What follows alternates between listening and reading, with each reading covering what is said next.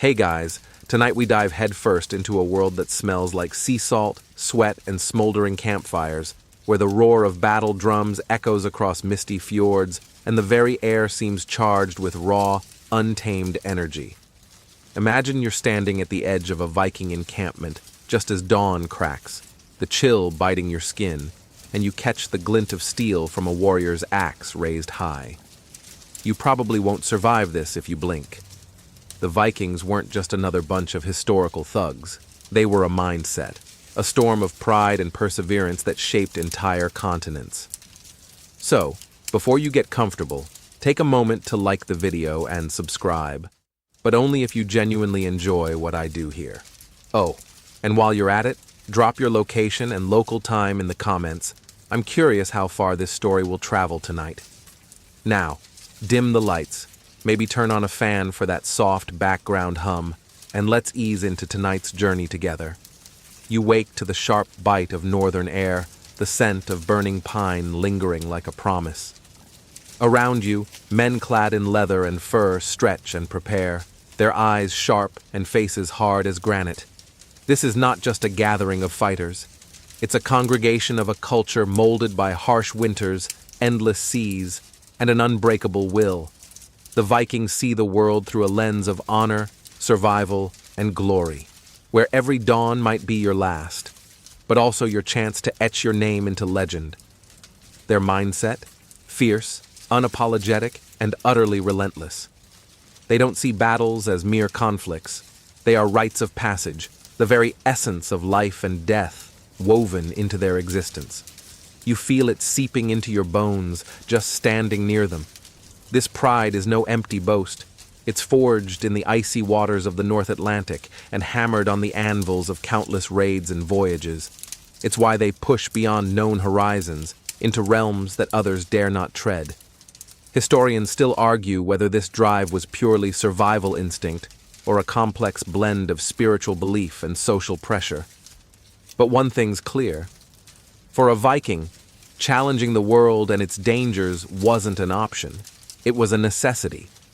Theirs was a world where courage was currency and fear a foreigner to be banished at dawn.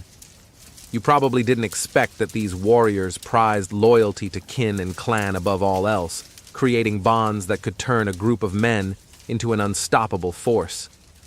Their fierce pride is not just for show. It's a daily armor that shields them from the brutal uncertainty of their time. And don't forget, beneath that tough exterior lurks a surprisingly sophisticated culture with poets, craftsmen, and navigators who could read the stars better than many sailors today. It's almost like you're standing at the edge of a paradox, brutal, yet cultured, savage, yet honorable. As you trudge forward into this world, take a breath and steel yourself. This is just the beginning of what happens when you challenge a Viking. You step closer and catch the gleam of steel, polished, deadly, and crafted with a skill that borders on art. Viking weapons are more than tools of war. They're extensions of the warrior's soul, forged in fire and cooled in ice, designed to carve their stories into history. You might imagine some rusty, crude blades, but no. These are masterful instruments, honed to deadly precision. First up, the classic Viking sword, shorter than the knightly longswords you've seen in movies, usually about 70 to 90 centimeters long, yet balanced perfectly for swift strikes and powerful slashes. The beauty is in the details. Pattern-welded steel forming mesmerizing waves in the blade, a technique that added strength and flexibility. Owning a sword was a status symbol. Losing it in battle was a disgrace worse than death. So, when you face a Viking wielding one, you know you're staring down something both precious and lethal. Axes, though, steal the spotlight in sheer practicality. The famous bearded axe, with its elongated lower blade, could hook shields or limbs, making it a terrifying weapon of control and destruction. Unlike swords, axes were common and versatile, often used for everything from chopping wood to splitting skulls. Talk about multitasking. You can almost hear the thunk of one embedding itself in a shield or bone, the satisfying sound a Viking relished. And then, the shield. Round, wooden, sometimes painted with bold patterns, the shield was both defense and offense. Covered in iron rims and bossed with a metal center, it wasn't just for blocking. Vikings slammed shields into opponents to stagger them, turning protection into a weapon itself. They'd link shields together in the famous shield wall formation, creating an almost impenetrable barrier that few dared to break. You probably didn't know that some Viking helmets might have included rudimentary face protection, but the iconic horned helmet? Total myth. Historians still argue whether any combat helmets had elaborate decoration or practical visors, but the fearsome look came mostly from their stance and weaponry, rather than fancy headgear. It's easy to picture these weapons as brute tools, but Vikings were surprisingly innovative. They used throwing axes, javelins, and even war hammers to adapt to any battle situation. The craftsmanship involved was so high that some swords discovered centuries later rival the best medieval European blades.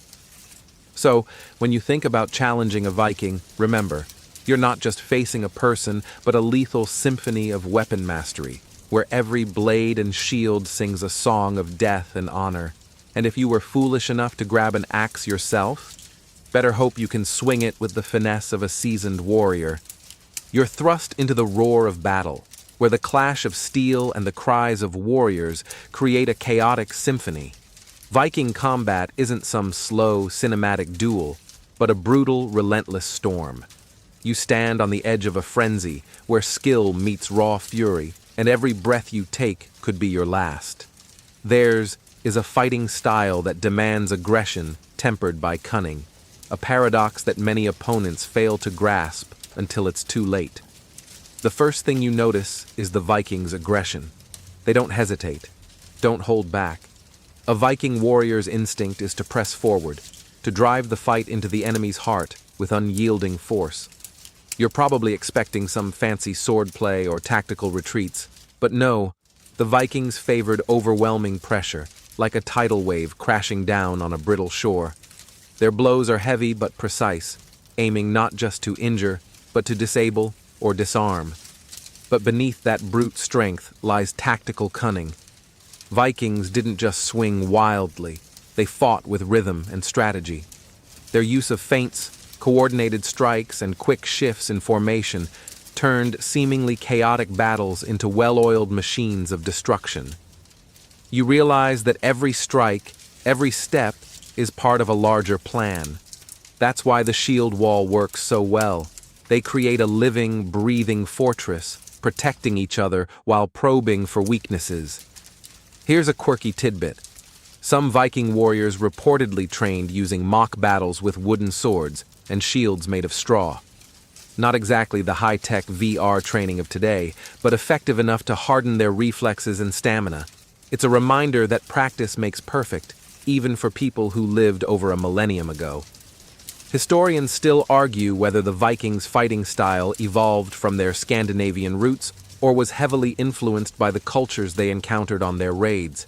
Some say the exposure to Celtic and Anglo-Saxon tactics pushed Vikings to develop more sophisticated methods, while others believe they kept their own brutal, straightforward approach. Either way, the result was a force that combined physical dominance with a surprisingly adaptable mind. As you watch, you notice the importance of stamina. A Viking's relentless assault wears down opponents quickly, and when you're gasping for air, you're already losing. They knew that battles were as much a test of endurance as of skill. That's why their warriors were lean, muscular, and conditioned by years of cold weather living and constant training. So, if you thought challenging a Viking meant just swinging a sword and hoping for the best, think again. You're stepping into a dance of violence choreographed by centuries of battle-hardened experience. And trust me, the Vikings don't miss a step. You feel the atmosphere change when the berserkers enter the scene. Those legendary Viking warriors said to fight as if possessed by wild spirits, tearing through enemies with an almost supernatural fury. The very idea of berserkers might sound like a myth spun by poets, but their presence on the battlefield, was terrifyingly real. These weren't just angry fighters, they were warriors who seemed to slip into a trance-like state, fueled by adrenaline and possibly hallucinogens, turning them into unstoppable forces of nature. You might have heard tales that berserkers wore bear or wolf pelts and fought without armor, their eyes wild, voices howling in the frenzy of battle. This image persists because it captures something primal, the loss of self to pure rage. It's said that they were impervious to pain, shrugging off wounds that would fell ordinary men, and that their ferocity often caused panic even among their own allies. There's a quirky detail. Some historians speculate that berserkers may have chewed on hallucinogenic mushrooms or other plants before battle to induce their frenzy. Imagine that. A psychedelic pre-fight ritual in the Viking Age. Not exactly the usual chug your energy drink routine today, but it might explain the berserk state's intensity and endurance. Historians still argue whether berserkers truly existed as described, or whether the stories were exaggerated by chroniclers eager to paint Vikings as wild savages. Some suggest berserker fury could also be a form of psychological warfare, with these warriors trained to enter altered states to intimidate foes and push their own limits. Regardless of how literal you take the berserker legend, their role was crucial.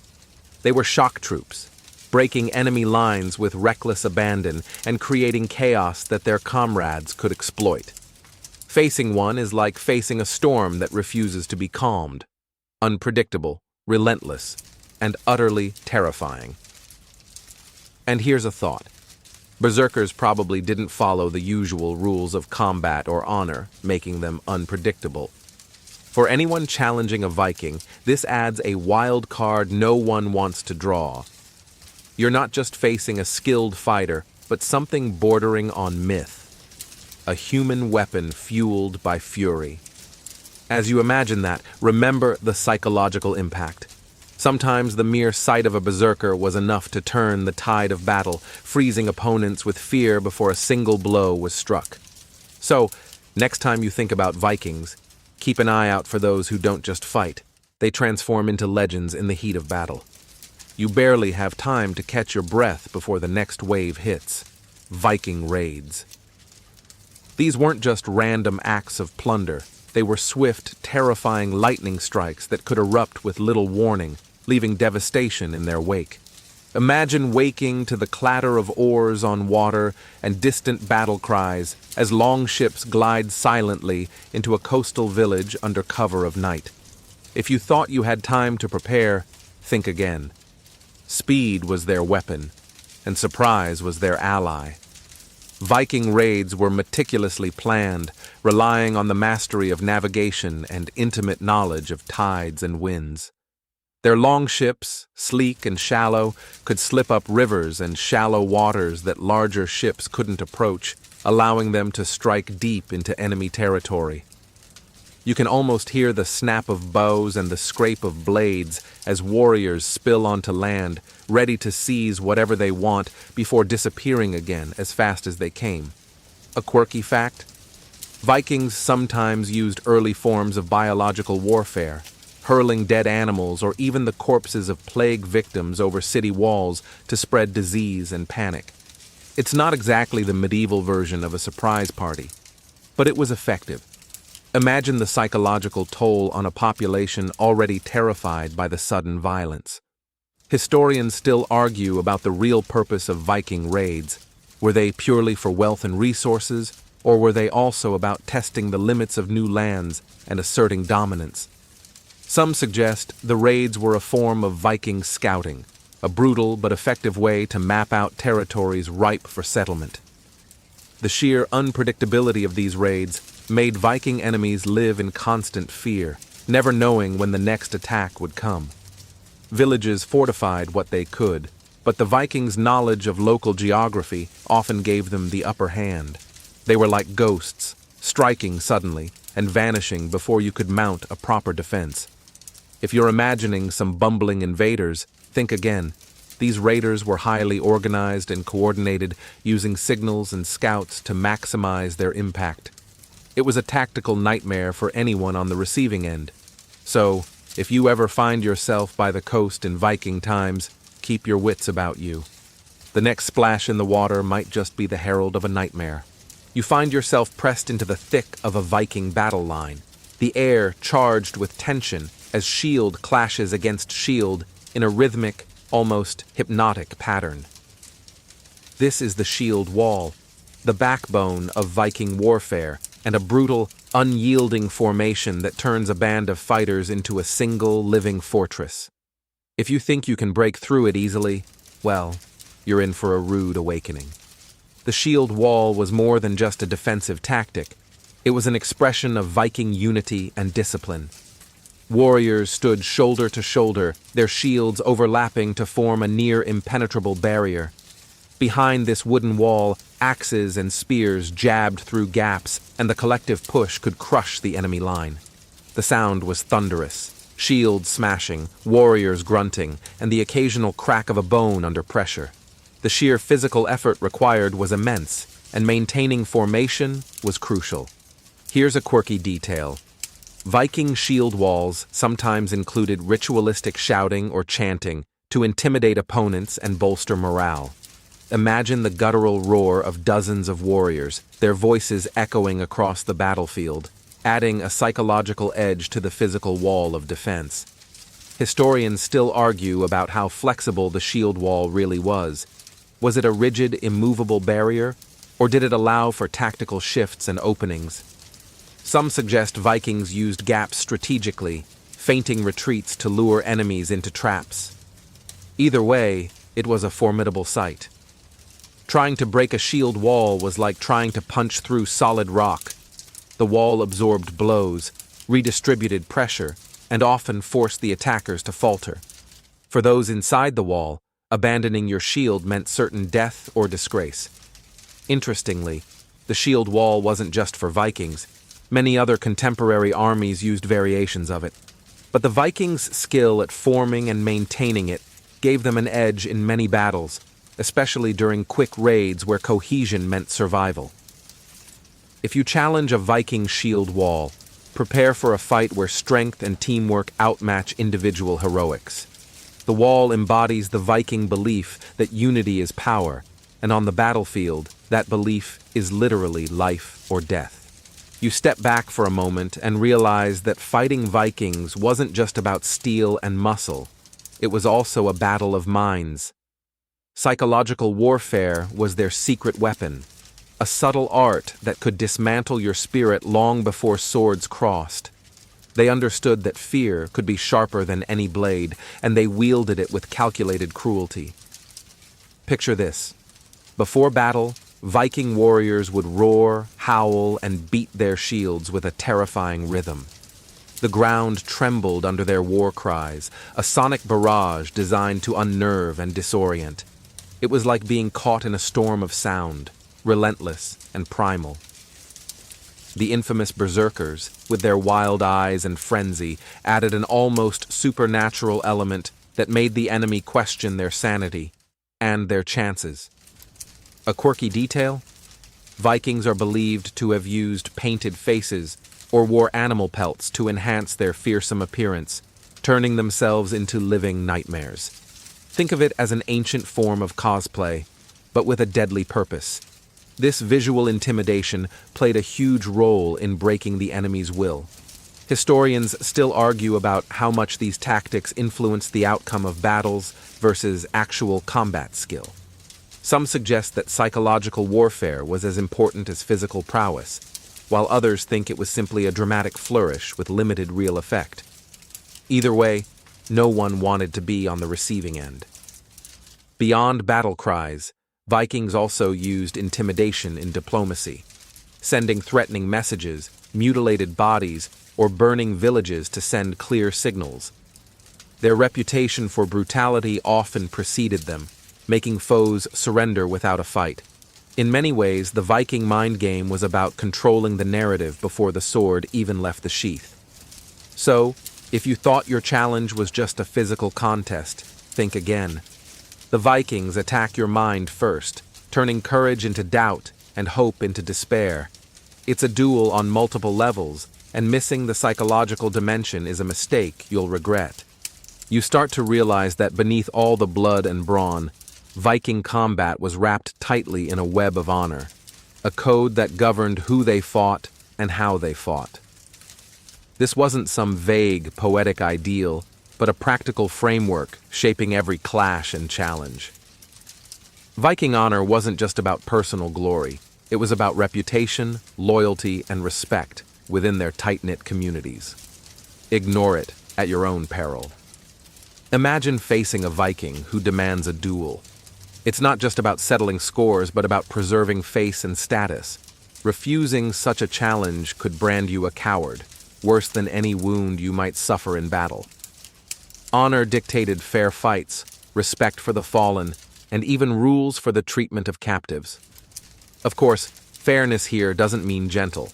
It means a set of expectations that kept the chaotic violence in check. Here's a quirky tidbit. Vikings often used holmgang, a formal duel on a small, isolated piece of land to settle disputes. This ritualized combat had referees, time limits, and rules, showing a surprising level of sophistication. Think of it as their version of an ancient boxing ring, complete with honor and spectators. Historians still argue how widespread and strictly enforced this code of honor really was. Some argue that it was more of an ideal than a daily practice, while others believe it was integral to Viking society's cohesion. The truth probably lies somewhere in between, with honor being a powerful motivator but also bent when survival demanded it. You can almost hear the tension in a Viking camp when honor is questioned. The stakes were high, not just for the individual, but for their entire kin. Stories of disgrace spread like wildfire, often more feared than physical death. In that sense, Viking honor was a social currency as valuable as any sword or shield. So if you challenge a Viking, know that you're stepping into a world where respect can be earned or lost with a single action.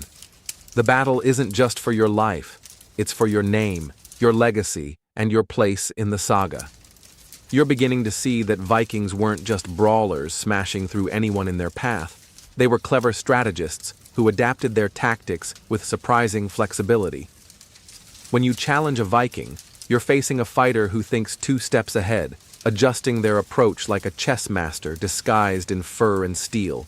Take their use of terrain, for instance. Vikings were experts at turning the environment into an advantage. Narrow forest paths, river bends, or coastal cliffs became natural traps or ambush points. If you expected open-field slugfests, you're in for a surprise. They preferred striking where they could control the battlefield, limiting your options and forcing mistakes. Here's a quirky fact. Some Vikings reportedly used early forms of camouflage, covering themselves with mud or foliage to blend into the landscape before launching a surprise attack. Not exactly high-tech, but effective enough to keep enemies on edge. Imagine trying to spot a mud-covered Viking creeping through the trees. No easy feat. Historians still argue whether these tactics were part of an organized doctrine or simply clever improvisations by individual leaders. Some believe Viking warlords developed sophisticated battle plans inspired by the cultures they raided, while others think the emphasis remained on aggression and opportunism. Either way, adaptability was key. You also see their skill in naval strategy. Longships weren't just for transport, they were tactical weapons, allowing rapid redeployment and surprise coastal assaults. This mobility let Vikings strike far and wide, often catching enemies unprepared and disorganized. What really stands out is their willingness to retreat and regroup, a tactic often misunderstood as cowardice. In reality, Vikings knew when to pull back, preserving their forces for the next fight. It's a reminder that brute strength alone doesn't win battles. Brains and timing matter just as much. So, when you face a Viking, don't expect the fight to be predictable. You're up against a warrior who reads the battlefield like a book, changing tactics fluidly and exploiting every weakness. Challenge their mind, or you'll lose before you even swing your weapon. You hear the lapping of waves as you gaze out at the sleek, dragon-headed longship gliding silently through misty waters. These weren't just vessels. They were the Vikings' lifelines and instruments of terror, embodying the raw power and ingenuity of a seafaring people. The longship was as much a weapon as a boat, designed to strike fast, strike hard, and vanish before the enemy could react. Their shallow draft allowed Vikings to navigate rivers and coastal shallows inaccessible to larger ships, giving them a strategic advantage over enemies tied to the sea or inland waterways. Imagine sneaking up a narrow river, longship's wooden dragon prow cutting through the mist, ready to unleash a raid no one saw coming. Speed and stealth were their calling cards.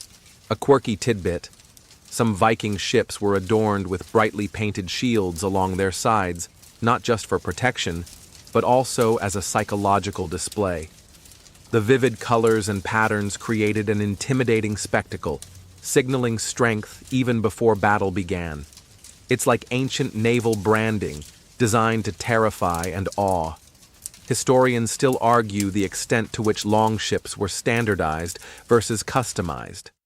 Some argue each ship was unique, tailored by its maker and owner, while others suggest a remarkable consistency in design that balanced speed, stability, and versatility. Regardless, their engineering was decades, if not centuries, ahead of many contemporaries. The power of the longship wasn't just in battle, it was in its role as a mobile base of operations. Vikings could carry warriors, supplies, and loot, moving swiftly between raids and settlements, maintaining momentum and surprise. They embodied the Vikings' restless spirit and hunger for exploration. When you challenge a Viking, remember, the longship isn't just background scenery, it's the backbone of their power. Without it, the vast reach and rapid strikes that defined Viking warfare wouldn't be possible. So if you hear the splash of oars in the night, it's time to run. You think you've caught your breath, but then you're reminded that Vikings didn't just battle with weapons, they wielded words like axes, too. Facing Viking diplomacy is like stepping into a room where every sentence is edged with threat, every handshake a gamble, and every alliance a tenuous dance between war and peace. They negotiated with the same ferocity they fought, blending bluff and bravado to get what they wanted. Imagine a Viking chieftain arriving at a foreign court, flanked by armed warriors and longships bobbing ominously in the harbor. His words are sharp, his demands bold, and his reputation for violence precedes him. Often, the choice was simple for those on the receiving end: pay tribute and avoid devastation, or refuse and face the fury of a raid. Here's a quirky detail. Vikings sometimes sent symbolic gifts like severed heads or weapons coated in blood as part of their diplomatic messages, a brutal way to remind others of the consequences of defiance. It's diplomacy with a punchline that's not exactly funny. Historians still argue how much Viking diplomacy was rooted in pragmatism versus intimidation. Some see it as an early form of realpolitik, negotiating for advantage without unnecessary bloodshed, while others emphasize the terror they invoked as their main tactic. Probably it was a mix of both. What's fascinating is how Vikings used marriage alliances and hostages as tools of negotiation, weaving complex webs of loyalty that extended their influence without a single sword drawn. This sophistication often gets lost beneath the image of the raging warrior, but it was a key part of Viking power. So, when you face a Viking diplomat, or warrior with a silver tongue, remember it's not just about who swings the sharpest sword. The real battlefield sometimes lies in words, promises, and threats. Knowing this could be the difference between survival and a quick, brutal end. You imagine the cold snap of fate if you fall into Viking captivity, a world where mercy is a rare luxury, and survival is a gamble weighted heavily against you. Vikings were notorious raiders, yes, but their treatment of prisoners was far from uniform. Depending on circumstance, captives could face death, slavery, or, surprisingly, integration into Viking society. The stakes were high, and the line between life and death razor thin. Most commonly, Prisoners were taken as slaves, known as thralls. These individuals faced harsh conditions, forced into labor that ranged from household chores to grueling field work. Imagine being uprooted, stripped of freedom, and thrust into a foreign world where your fate rests on your captor's whims. The thralls were property, traded or inherited, and their lives were precarious at best. Here's a quirky detail. Some captives were trained and assimilated into Viking culture, even rising in status if they proved useful or loyal. It's a surprising reminder that Vikings were pragmatic and could be unexpectedly flexible. Stories exist of thralls who became trusted warriors or craftsmen, blurring the lines of captivity and kinship. Historians still argue about how common such assimilation was, and whether it was a widespread practice or exceptional cases. Some suggest that the Viking economy's reliance on slaves encouraged taking captives alive, while others highlight brutal reprisals where no quarter was given. The reality likely varied widely depending on location, time, and leadership. You might also face ritual humiliation or public display if captured. Methods designed to break spirits and warn others. On the flip side, ransoms were sometimes negotiated, particularly for high-status prisoners, showing that even amidst brutality, there was room for commerce and strategy. So, if you're unlucky enough to be caught by Vikings, prepare for a fate where mercy is negotiable and survival demands resilience, cunning, and sometimes sheer luck. Challenging a Viking doesn't just risk your life in battle. It might also mean fighting to keep your humanity after the fight ends. You might think the Viking saga is all about men swinging swords on misty battlefields, but pause and look closer. Women were woven deeply into the fabric of Viking power, some even stepping onto the battlefield themselves. The fierce shield maidens challenge the stereotype of Viking society as purely male-dominated and remind you that strength wasn't limited by gender. These women warriors weren't mere myths spun by later storytellers. Archaeological finds, like weapons buried alongside female skeletons, suggest that women did take up arms and fought alongside men. They defended homes, led raids, and held positions of influence. Imagine a shield maiden standing tall, axe in hand, equal parts guardian and warrior.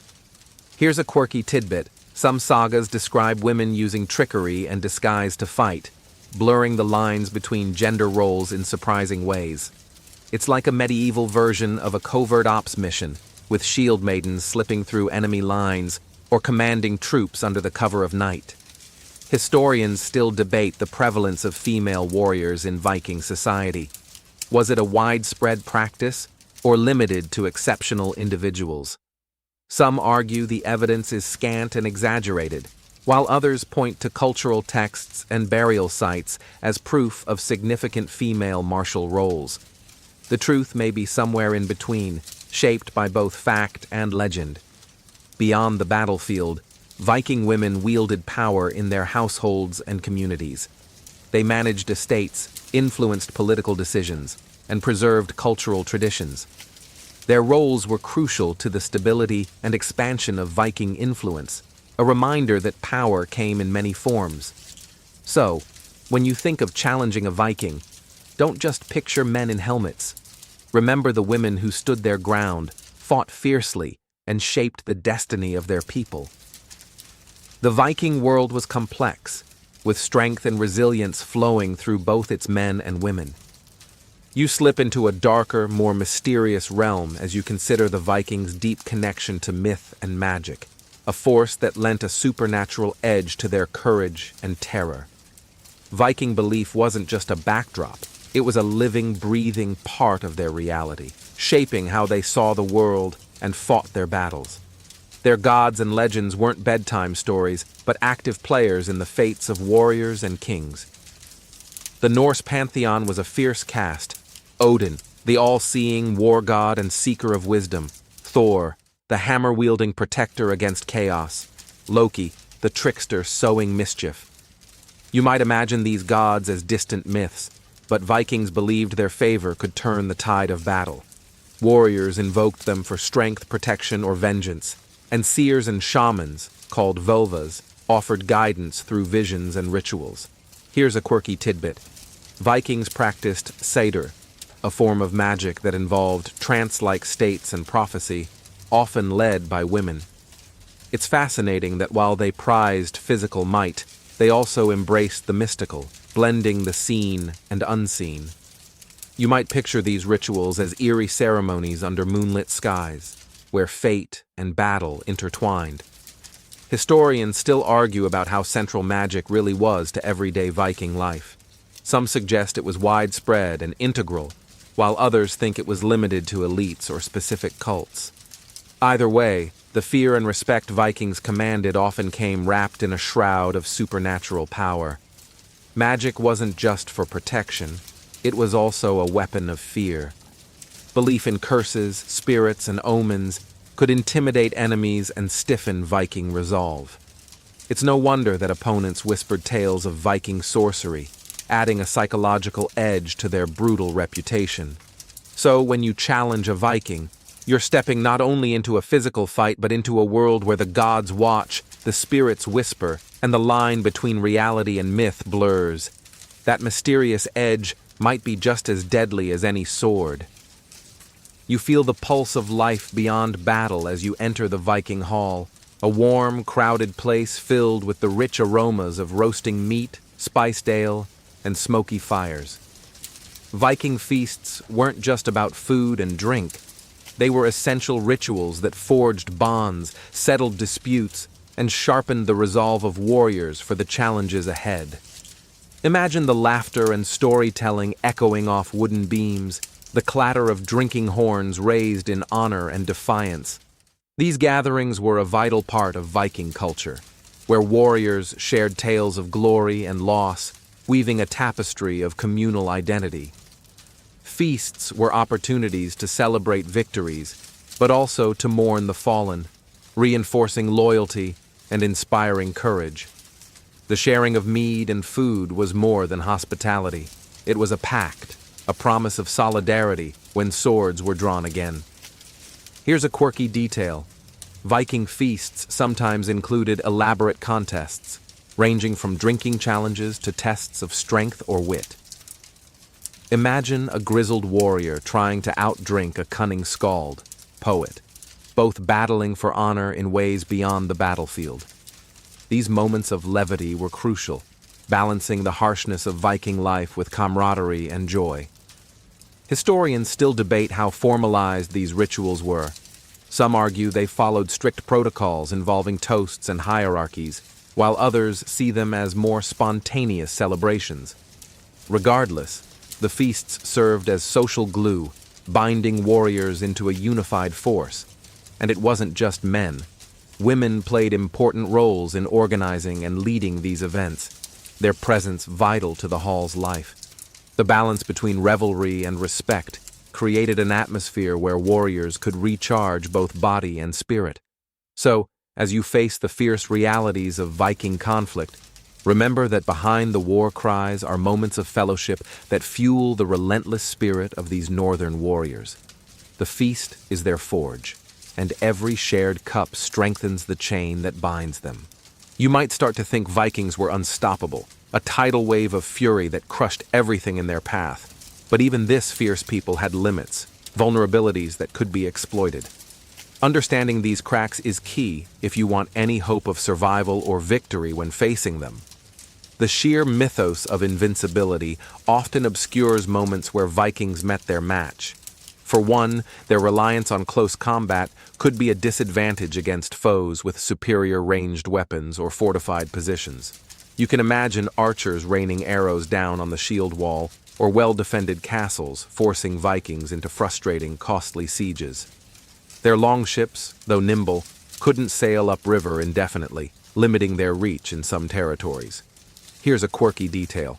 Some Viking-age communities reportedly used primitive flamethrower-like devices, pots of burning pitch hurled onto enemy ships, to counter Viking raids. Not exactly Hollywood grade, but an early example of inventive defense. It's fascinating how innovation in warfare is a constant, even among so-called barbarians. Historians still argue about how often Vikings were decisively defeated. Some sources emphasize their brutal successes, while others point to defeats that forced them to retreat or change tactics. These losses shaped Viking evolution, pushing them toward settlement and diplomacy over endless raiding.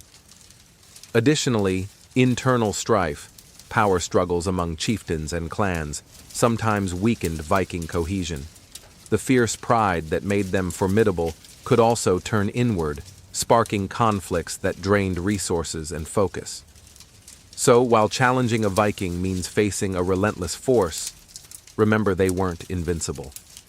Every warrior has weaknesses, every empire cracks. Knowing where those fissures lie could mean the difference between becoming a cautionary tale or the one who outwits the storm. You might have heard the story painted in bold strokes: Vikings as savage barbarians, pillaging indiscriminately and terrorizing all in their path. But historians are still arguing whether this image is fair or simply the product of later storytellers eager to paint Vikings as monsters. It turns out, the truth is far more nuanced. Vikings did commit acts of violence and raiding, yes, but they were also traders, explorers, and settlers. Their voyages reached as far as the Americas, the Middle East, and even Central Asia. You probably didn't know that they established sophisticated trade routes and cultural exchanges that enriched the regions they touched. A quirky detail: some Viking artifacts show signs of influence from Islamic art, revealing surprising cross-cultural connections that challenge the stereotype of Vikings as isolated warriors. It's like discovering a wild party had guests you never expected. Historians debate how violent Vikings truly were compared to other medieval societies. Were they uniquely brutal, or just part of the violent world they inhabited? Some argue their reputation was exaggerated by those they attacked, while others point to archaeological evidence of widespread destruction. The debate continues, reminding us that history is often written by the victors, or the survivors. So, when you think about challenging a Viking, remember you're facing a complex culture, neither purely savage nor simply civilized. Their legacy is a mosaic of violence, trade, exploration, and adaptation. It's a reminder that labels like barbarian often obscure a richer reality. You realize that outsmarting a Viking isn't just about matching muscle with muscle. It's a game of wit, observation, and timing. These warriors were tough and fierce, but they weren't infallible. If you want to stand a chance, you have to learn how to exploit their strengths and weaknesses, turning their tactics against them. One key trick is to avoid their preferred battle setups. Vikings excelled in close-quarters combat and shield walls, but they could be vulnerable in uneven terrain or against well-coordinated ranged attacks. You imagine setting traps in dense forests or using high ground to keep their longships at bay. Knowing the environment can tip the scales dramatically. Here's a quirky tidbit. Some defenders reportedly used fake retreats to lure Vikings into ambushes. The Vikings' aggressive pursuit sometimes turned into a trap, revealing that their courage could be exploited. It's like the ancient version of playing possum, with deadly consequences. Historians still argue about how frequently Vikings were truly outwitted in battle. Some accounts praise Viking adaptability, while others describe devastating defeats caused by clever foes. It's clear that intelligence and preparation mattered as much as brute force. You also learn that communication and discipline were crucial. Vikings relied on signals and coordinated attacks. Disrupting their communication lines or sowing confusion could break their momentum. Psychological warfare works both ways. So, if you're daring enough to face a Viking, don't just raise your weapon. Study your opponent, know the terrain, and plan your moves carefully. Outsmarting a Viking means turning their fierce nature into a weakness, and that's no small feat. You hear whispers of legends, stories of those rare souls who stood tall and faced Vikings eye to eye, emerging from the chaos with their heads held high. These tales are like flickering candles in the dark. illuminating moments when human courage, cunning, and sheer willpower defied the odds against the fierce northern raiders. One such legend is of the Anglo-Saxon leader who rallied his troops at the Battle of Maldon, refusing to flee despite overwhelming Viking numbers. The saga recounts how they fought with unmatched valor. Though ultimately defeated, their steadfastness became a beacon of resistance. It's a reminder that defying Vikings wasn't just about winning, it was about preserving honor. A quirky detail: some of these heroes are said to have used unconventional tactics, like flooding lands to hamper Viking ships or using secret forest paths to ambush raiders. These stories show a blend of bravery and ingenuity that turned the tide when sheer force wasn't enough. Historians still debate the accuracy of these accounts. Were they romanticized to inspire or based on factual events? Regardless, the existence of such stories highlights a cultural fascination with resisting the Viking storm, celebrating those who refuse to bow. You also find tales of traders, diplomats, and settlers who navigated Viking power with wit rather than weapons, negotiating peace or integrating peacefully. Their survival shows that defiance came in many forms beyond the battlefield. So, if you dream of standing firm against a Viking challenge, remember these legends. They teach that courage, strategy, and sometimes a bit of luck can carve a path through the fiercest storm. You may not always win, but standing your ground makes you part of a story worth telling. You reach the final chapter of this journey, where the roar of battle fades into the quiet legacy the Vikings left behind, a legacy that still challenges us today. Their spirit of exploration, resilience, and unyielding will echoes across centuries, reminding you that the Viking mindset wasn't confined to swords and shields, but lived on in the human drive to push boundaries. The Vikings reshaped the world, founding cities, forging trade routes, and blending cultures. Their daring voyages to unknown lands reflect a restless energy that refuses to settle. You might walk the streets of Dublin, Kiev, or Normandy without realizing they once thrummed to the footsteps of these northern adventurers. A quirky tidbit: some modern Scandinavian sports teams and cultural festivals proudly carry Viking symbols, embracing that fierce heritage with a wink and a nod. It's a way to connect with a past both brutal and brilliant, wild and wise. Historians still argue about how much the Viking legacy influences modern identity and culture. Some see them as foundational figures in European history, while others caution against romanticizing a violent past. This ongoing debate reminds you that history is a living dialogue between past and present. So, as you reflect on what happens if you challenge a Viking, know that you're touching on a story far bigger than battles and bloodshed. It's a tale of human spirit, of daring, endurance, and the complex dance between destruction and creation. The Viking spirit challenges us to face our fears, embrace our strengths, and push beyond the known. Long after their swords have dulled and their ships have rotted, their legacy whispers in the wind, daring you to stand tall and meet whatever storms come your way.